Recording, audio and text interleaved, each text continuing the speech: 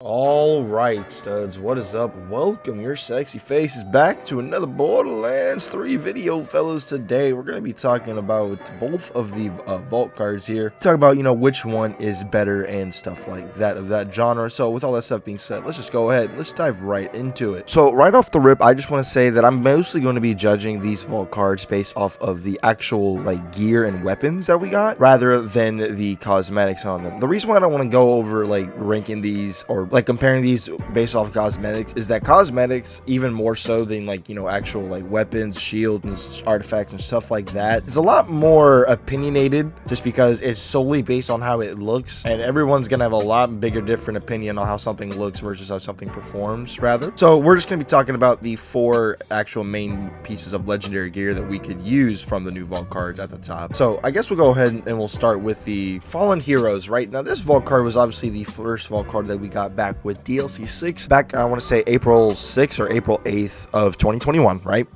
Roughly 4 months ago. And with this, the 4 new pieces of gear that we got just from the card, not from the entire DLC as a whole, we're literally just talking about the vault card. We got the Super Soldier, the Guardian Angel, the Wizzy Mechanic, and then we have the Bird of Prey, right? And then with the Welcome to Pandora vault card that we got about 3 days ago, we got the Schluter Artifact, the Pyro Burst Grenade, Trouble Schluter SMG, and the Gold Rush SMG, both of which are Hyperion, which is, pretty cool. So the Fallen Heroes, right? The thing about the Fallen Hero is that easy to define these 4 pieces of gear, right? You have 2 really solid pieces of gear, and the other 2, one is just kind of, I haven't really actually ever used it. I haven't heard anybody talk of it, which is the Bird of Prey. And the other one, I don't see a reason to ever really using the Wizzy Mechanic, if I'm being brutally honest with you. Anything that gives buffs to doing damage to vehicles, I'm good, G. I've never in my vehicle ever, so that's pointless. That's my opinion on the Wizzy Mechanic, man. I just never ever see a reason as to where you're going to use this. Maybe somewhere out there that someone has made a good build with this thing, or a good vehicle build, but that would only be viable in roaming the galaxy. I mean, you can't even use your vehicle in any takedowns, slaughters, anything like that. So that, I just never really see a reason to the Wizzy Mechanic. Now the Bird of Prey, this one I will say it does interest me a little bit. 93,000 damage on the card, and then the perk of it is on hit 33% chance to spawn a powerful projectile from above, and it is a Jacob, so I figured this could be before I make my legit opinion on this thing, I'm probably going to do a showcase video on it, which I feel like is proper and what I should do, because I mean, look at this thing, dude. I mean, I feel like this thing could be somewhat good. This thing is just a big question mark for me. I can't give a true opinion on it. Now you could say the same thing about the Wizzy Mechanic, but just looking at the card, comparing, thinking of other rockets, I'm good. I will never use this ever. But the Bird of Prey is still a big question mark for me, right? Obviously, when this shield, when it first came out for a solid 2 months, this thing was actually insane with how fast you could stack it, with how you can make an Immortal Mo's build, Bloodletter, and stuff like that with the level 1 version of this. How fast you could stack up your speed, your fire rate. This thing was just absolutely off the charts, and an overall very fun shield that provided a very unique playstyle, and overall was really enjoyable to use. I feel like the funnest things I have with this is when I'm just blitzkrieging around the map, and then I just tap the trigger, and my 150 mag size Vladov Ogre weapon or Super Stratifier just absolutely just goes from full mag to 0 when I'm reloading. I don't know why, but I've always thought that was super funny with this thing. Super Soldier, dude, it's good. A lot of people fucks with the Super Soldier. I mean, me included, I still fucks with the Super Soldier. Although I would say I probably mess with the Revolter a little bit more these days. Overall, though, dude, you gotta give mad respect to the Super Soldier, man. It was a really good shield. It can't be denied its greatness. The actual best weapon, well, I'd say the biggest draw to this vault card has got to be the Guardian Angel, dude. When you are talking, this weapon by itself is not really all that good.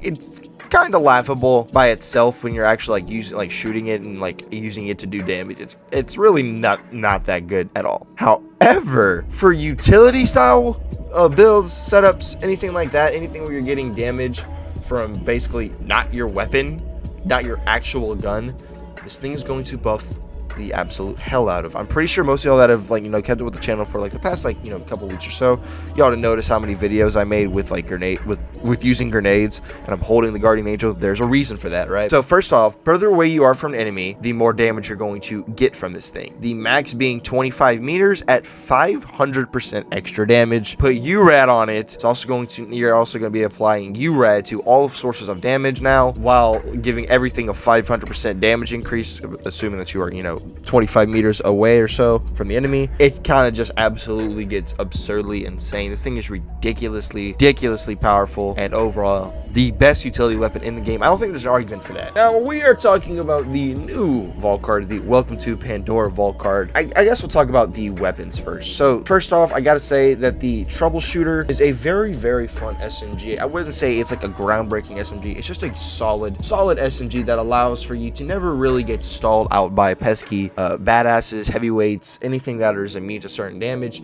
This thing is going to automatically switch over to the proper element that is, weak.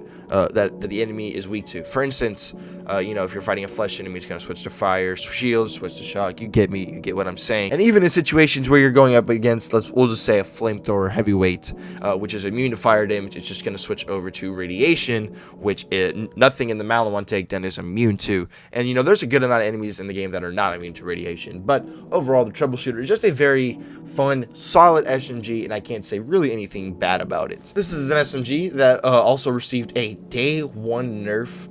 It was actually insane. You could get basically up to 200% extra fire rate and mag size for 20 seconds. They nerfed it to 100%, and then you would get your buff slower, and it would last shorter. Something to note about the Gold Rush is that it is very similar to the cheat tips, is that enemies drop extra cash when killed, and that's how you get your buff.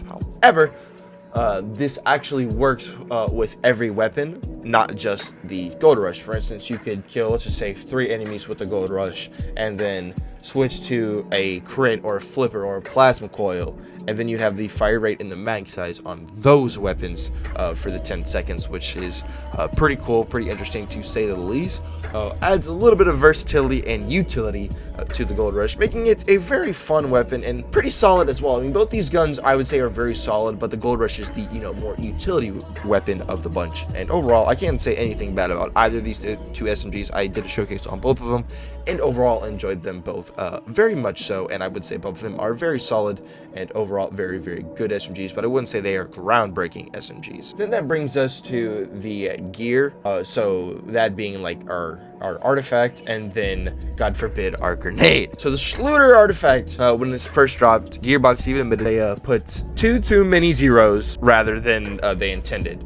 So when it first dropped, this thing had a 100,000% legendary drop chance for world drops. Basically meaning for any weapon that was not locked behind one named enemy would have this buff or drop chance whenever you killed an enemy. And this does work in DLCs as well, as long as the weapon is not locked behind a boss or one named enemy inside of that DLC. For instance, the Hydro Frost inside of that game, or the Yeti Matcher, or the little Yeti, those weapons would not be buffed inside of the Guns, Love, and Tentacles DLC because they only drop from one named enemy. The other example that I use for like the base game is like the Red Line. The Red Line only drops from Road Dogg, so it would not get buffed by this artifact, but the Hellwalker, which also has a dedicated drop source from Road Dogg, will, because the Hellwalker drops universally. You can get it anywhere in the game. That's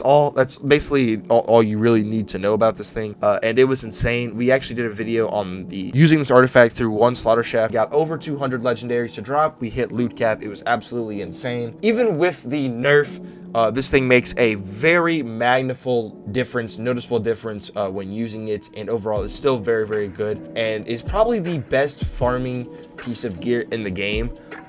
Just giving you that big fat 1000% drop chance now for world drop legendaries is very useful, and overall it cannot be denied, and is very solid and good overall. If you can get your hands on one, if you have this vault card, highly recommend that you just pick one up and have. It's just so useful. Then that brings us to our final piece of gear, the Pyro Burst. Now, first off, you know, you got to give shout out to the red text being Keck W. Mad respect, Gearbox. I see what you're doing. You know what I'm saying? We did a video on this thing, and it was absolutely chaotic. This thing, splash radius, is absolutely absurd. The best way I can describe this thing is it's basically the skyrocket of this game, and it's like a complex route inside of a grenade. It shoots all of the elements, and it does massive damage. This thing can like literally like blink away bosses in very good scenarios. And overall, I would say this thing is 1000% a meme grenade. I would never actually put this on a serious build unless the entire build is dedicated to using the pyro burst and not downing with it, because that is what happens with when you use this thing. You sign a contract, you know that whenever you throw this thing, you are going to die. You're going to down. There's nothing you can do about it. You sign a waiver, you know that, but it is absolutely pretty fun, very chaotic, and overall pretty intense. You can get this thing to do some absolute work, but it comes with a price, to say the least. So guys, that is going to just about wrap up the video. I guess in conclusion, whenever you're comparing these two vault cards, you have to take what you consider most important to you in making your decision. The fact that the Fallen Heroes has the Guardian Angel alone is a big enough argument, at least in my opinion, you can make that saying this is better, because I feel like that the Welcome to Pandora vault card, every piece of gear is really, really good, but nothing is like earth-shattering. The artifact was earth-shattering, don't get me wrong. Everything else on here is very, very solid, very, very good. I would say a very well-rounded vault card, top to bottom, no questions asked. Easily like a 7, maybe 8 out of 10 vault card. Versus the Fallen Heroes, wow, I just went over a little too far, is a little bit different. Basically the Super Soldier and the Guardian Angel that's carrying it for me. You could say that top to bottom, this thing's a little bit top heavy, front loaded, with the Super Soldier and the Guardian Angel being the main selling points, while the Whizzing mechanic is kind of a dud, and the Bird of Prey is just a question mark, at least for me. So with that being said, I'm probably going to have to give it to the Welcome to Pandora vault card. Everything on here is just solid and very useful. I mean, the Pyro Burst is a meme, but look, man, that thing can do some work, and I put some respect on that thing's name, even it being a mad meme. Whereas the Fallen Heroes, I'm looking mainly at the Guardian Angel and the Super Soldier. But other than that, though, guys, that is my opinion. Gonna have to give this one up. Just a slight nod to the Welcome to Pandora vault card. And let me know which vault card you prefer, which one you think is better, which one has better gear, and all that good jazz in the comments down below. I want to know. Other than that, though, guys, hope y'all enjoyed the video. Hope y'all enjoyed. If you guys did, please make sure to drop your low and like button, subscribe if y'all are new, and we'll see y'all in the next one. Peace out, everybody.